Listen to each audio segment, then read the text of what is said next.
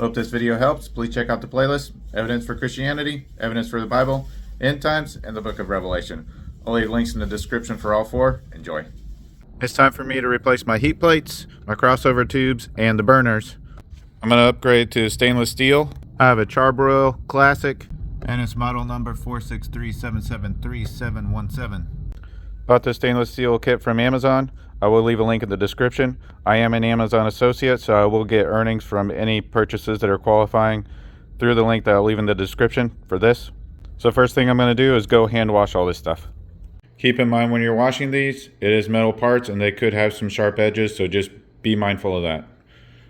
One thing I noticed is these screws that they gave us do not look like they're stainless steel. They look like they're coated. Tools we're going to need is some pliers, Phillips head screwdriver, and I highly recommend some cut resistant gloves because you're going to be working with rusty, jagged pieces of metal. And these are all the tools I ended up needing by the time I was done. Go ahead and remove the grill. Put your gloves on, take out the hot plates. I hate how these things always fall down.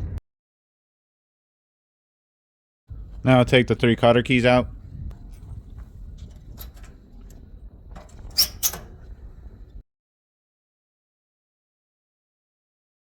So you can remove the crossover tubes first if you want, but I'm just going to pull up the whole assembly and pull it out so that I can get to the igniter screws and take that off.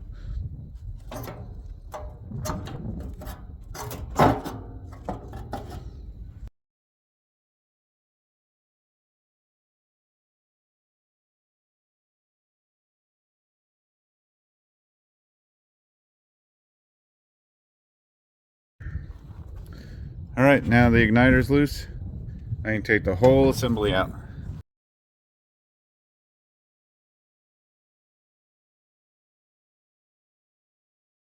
So you want to be careful when removing this stuff so you don't get a whole bunch of rusty metal shavings and chunks in your yard where the kids are going to be playing. So now I'm going to set my new burners down in there, and they got little slots here that you got to make sure you get that down through so that your cotter pin will lock it in place. So when you're putting your burners in, there is a little tube coming from the valve over here that will go into this hole, and if it doesn't get into the hole, then it won't work at all.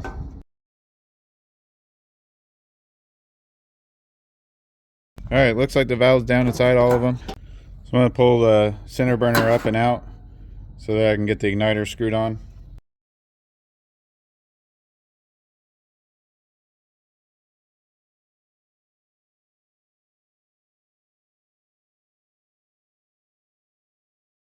So this part is a major pain. They did not drill out the holes big enough to accommodate for the screw. So that stainless steel burner just stripped the whatever type of metal screw that is. Really stupid people. So I'll show you how I remove this stripped out screw.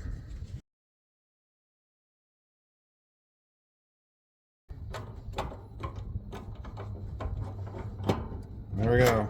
Just had to get some up pressure on it to get the threads to connect.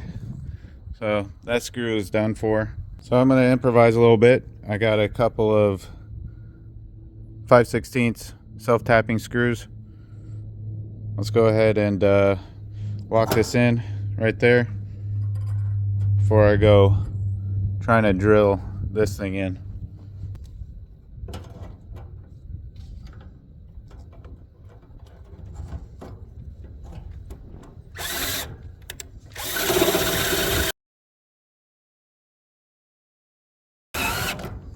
Got it.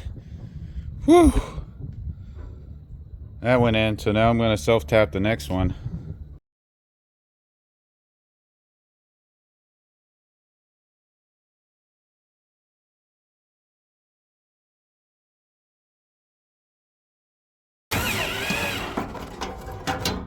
Got it. So the head on the self-tapping screw is too big and it's blocking me from being able to put the burner in all the way. So I'm going to put one of the original screws back on for the igniter. Good, the self-tapper made it just the right size and thread. Perfect. Now it's on there. Now I'm going to put all the cotter keys back in for the burners.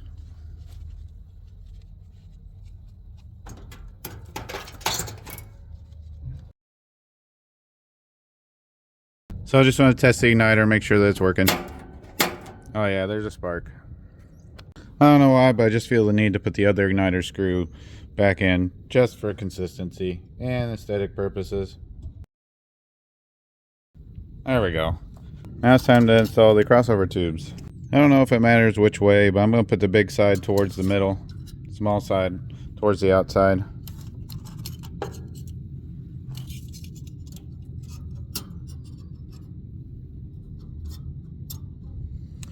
So hopefully these screws will be able to get through this part of the stainless steel. It won't be as thick as where the igniter was. Okay, so got a stainless steel washer, the non-stainless steel screw.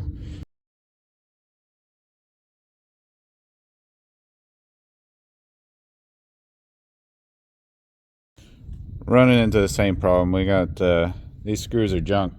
Well, I really wish this had gone better, but I'm gonna have to use my self-tappers on this also. Just make sure you put your stainless steel washer down first.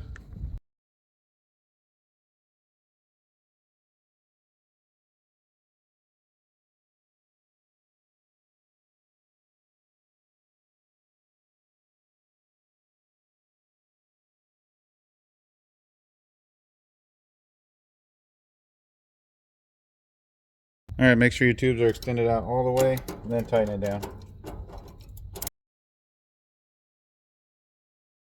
And also make sure on the big side that they are extended out all the way.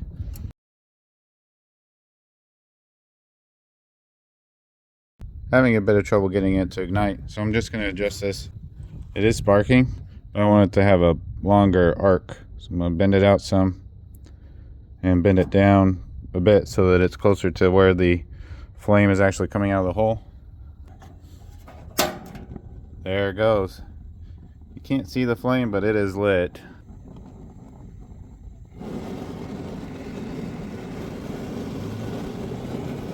There it goes. They're all lit now. But you can see it's getting so hot that it's making the stainless steel crossover there discolored. So we know our burners work. Took a little adjusting to get it back to normal, but we're good there. Let's put the heat shields back on. So these hot plates, you gotta get these 2 feet down into some slotted out spots over here, and then the tip of this is supposed to rest on the back there. This is the worst design ever. I don't know why they did that, but it always falls down. So what do you think we can do about that? Alright, so this heat plate really only needs one of these feet to go in order to stay where it's supposed to be. So the other foot, I'm going to take this and just, let's see about how far in it needs to be. So it needs to be that far out. So we got to bend that foot down like right there.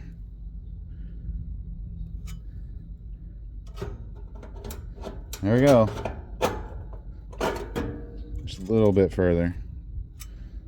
So that keeps that foot from going into the slot. A little bit more. But keeps it pushed away from the edge. There we go. Perfect.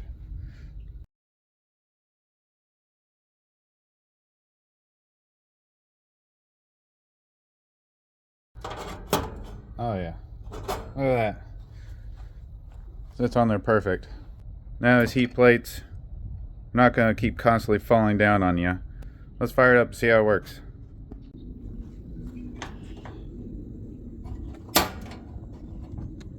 Oh yeah, fired up right away.